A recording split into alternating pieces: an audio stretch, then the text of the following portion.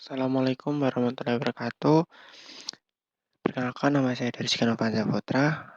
Di sini saya ingin menjelaskan game yang saya buat akhir-akhir ini, yaitu menggunakan library Relic. Kenapa di sini saya menggunakan library Relic? Agar tampilannya itu lebih menarik dan tidak cuma hitam putih. Dan di sini saya menggunakan bahasa pemrograman C++. Di sini game yang saya buat adalah game ular. Oke, di sini saya akan menjelaskan program code yang sudah saya buat ya untuk game Snack ini. Untuk di headernya sendiri di sini ada Ustream ya seperti biasa, template untuk C++, library C++, terus Relic ini untuk grafiknya, inputnya dan renderingnya. Terus di sini ada DQ untuk menyimpan tubuh si ularnya agar bisa nanti ditambahin di program code-nya untuk daftar posisinya. Terus di sini ada remit. Di sini remit untuk operasi vektornya untuk jumlah posisinya nanti. Oke, di sini di line 8 sampai 14 di sini untuk membuat warna dan ukuran gridnya sendiri. Di sini untuk warnanya, untuk latar belakangnya di sini ada green dan untuk warna garis tepinya saya menggunakan dark green atau hijau tua. Dan untuk ukuran setiap sel gridnya di sini saya menggunakan 30 pixel dan untuk jumlah sel dalam gridnya itu 25. Terus untuk jarak tepinya saya menggunakan 75 pixel untuk tepi dari gridnya itu sendiri. Dan untuk 12 update time di sini fungsinya adalah untuk melacak waktu terakhir pembaruan si ularnya itu, untuk mengontrol lah istilahnya, untuk mengontrol agar si ular itu bisa tetap ada algoritmanya seperti itu. Oke, di sini saya akan menjelaskan fungsi pada bagian position index. Untuk fungsinya di sini yaitu untuk memeriksa apakah posisi vektor 2 di sini ada di dalam posisi DQ vektor 2 di sini. Di sini untuk pengecekannya. Kenapa ini harus ada ini? Untuk kegunaannya sendiri yaitu untuk memastikan makanan si ular nanti itu tidak muncul di dalam tubuh si ular itu sendiri. Jadi nanti biar bisa juga untuk mendeteksi si ular ini makanan ini sebagai objeknya untuk yang dimakannya. Jadi tidak akan ngespon di dalam si tubuh si ular. Jadi akan di luar tubuh si ular. Oke, selanjutnya ada fungsi time to update. Untuk fungsi time to update di sini adalah untuk mengontrol interval pembaruan paparannya. Misal di sini ularnya kan bergerak ularnya akan bergerak. Nah, di situ akan fungsinya akan di situ untuk mengontrol interval agar setiap ular bergerak itu kan akan memiliki pembaruan terus. Nah, di situ fungsinya. Terus di sini ada kelas game object. Untuk kelas game object sendiri di sini yang berdua yang punya tujuan di sini kenapa ada kelas game object yaitu adalah untuk um, apa namanya, untuk menjadikan satu semua objek-objek yang akan ada di dalam game tersebut. Contoh di sini bakal ada snake, food, nah, snake, food dan game di sini. Nah, kita akan jelaskan dulu satu persatu. Oke, di sini ada position. Position sendiri di sini digunakan untuk mencari posisi objek dalam grid itu sendiri. Terus di sini saya menggunakan metode konstruktor dan destruktor untuk mengspawn dari makanannya sendiri dan akan dihilangkan dengan metode destruktor. Tapi untuk metode kedua tersebut di program saya itu hanya sebagian kecil, tidak sebagian besarnya menggunakan itu. Jadi hanya di bagian itu saja. Nah, untuk kelas snacknya sendiri di sini untuk memberikan tampilan dan membuat si ularnya itu sendiri. Pada body sendiri, di sini daftar tubuh si ular itu awalnya ada di X-nya 6, 9, terus 5, 9, 4, 9. Terus untuk direction-nya sendiri di 1, 0. Dan untuk ground-nya untuk menentukan apakah ular ini untuk menentukan apakah ular itu harus bertambah panjang setelah memakan makanan. Yaitu di sini makanannya itu apel. Oke, terus di sini draw. Fungsi draw sendiri yaitu untuk menggambar setiap jadi ular di sini nanti ada segmen-segmennya, ada perbagiannya, ada kepalanya, badan 1, badan 2, dan seterusnya sampai ekor. Di sini di draw. Terus untuk update sendiri ini bertujuan untuk menambahkan posisi baru ke kepala ular berdasarkan arah. Jadi ketika user mengarahkan ke atas atau ke kanan, bawah, kiri, itu akan diupdate-nya di sini. Terus di sini jika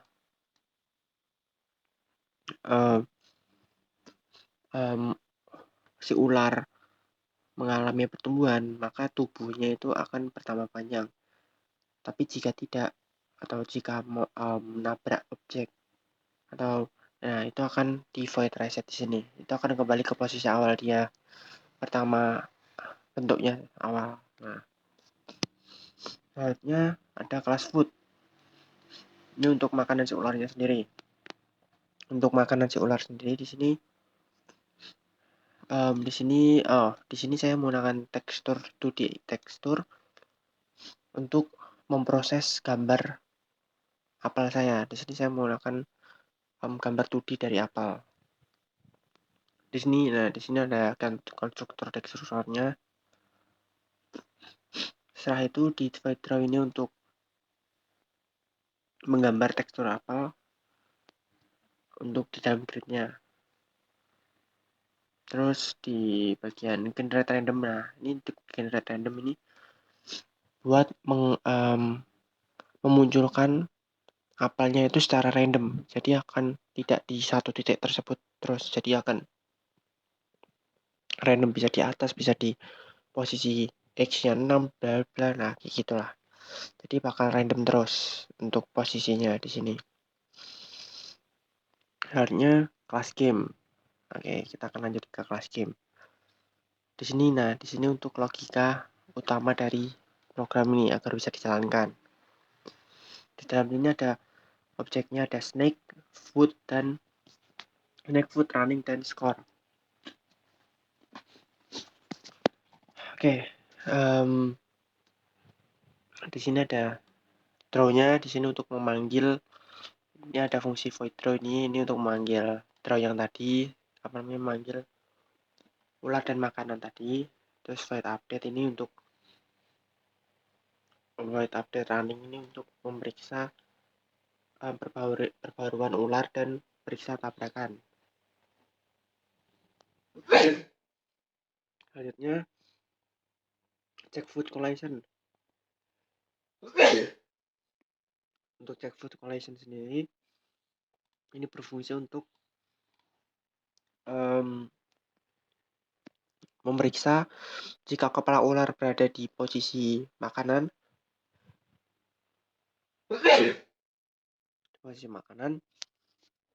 maka jadi ketika ular itu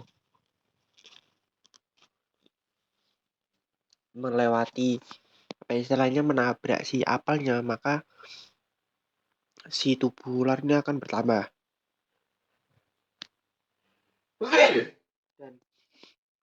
Dan untuk skornya itu akan nambah juga karena skor ini mendapatkannya dengan cara si ular ini memakan si apel itu. Jadi tubuh ular akan bertambah dan skor akan bertambah.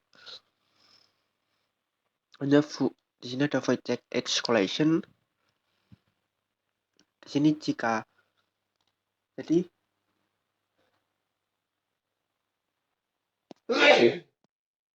jadi jika si kepala ularnya ini melebihi batas yang kita sudah tentukan di gridnya itu, kita melewati, itu akan langsung game over. Jadi game akan mengulang dari awal.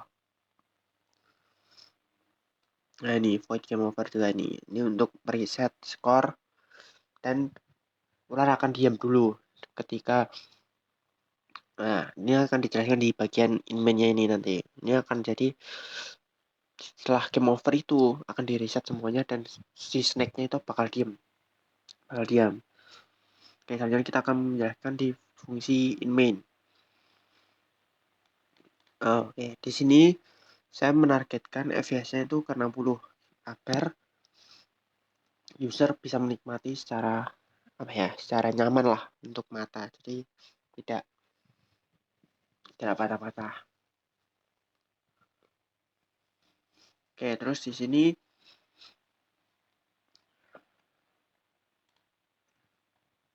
ada kontrol ular nih. Di sini saya menggunakan kontrolnya yaitu menekan arrow key. Jadi ada atas, bawah, kiri, dan kanan. Nah, di sini ada fungsi juga di sini ketika si user saat game over dan ke reset, ular kan diam. Nah, ketika user menekan salah satu tombol, itu nanti akan tombol arrow key, nanti ular akan berjalan lagi. Nah, selanjutnya di sini ada untuk merender si gambar layarnya.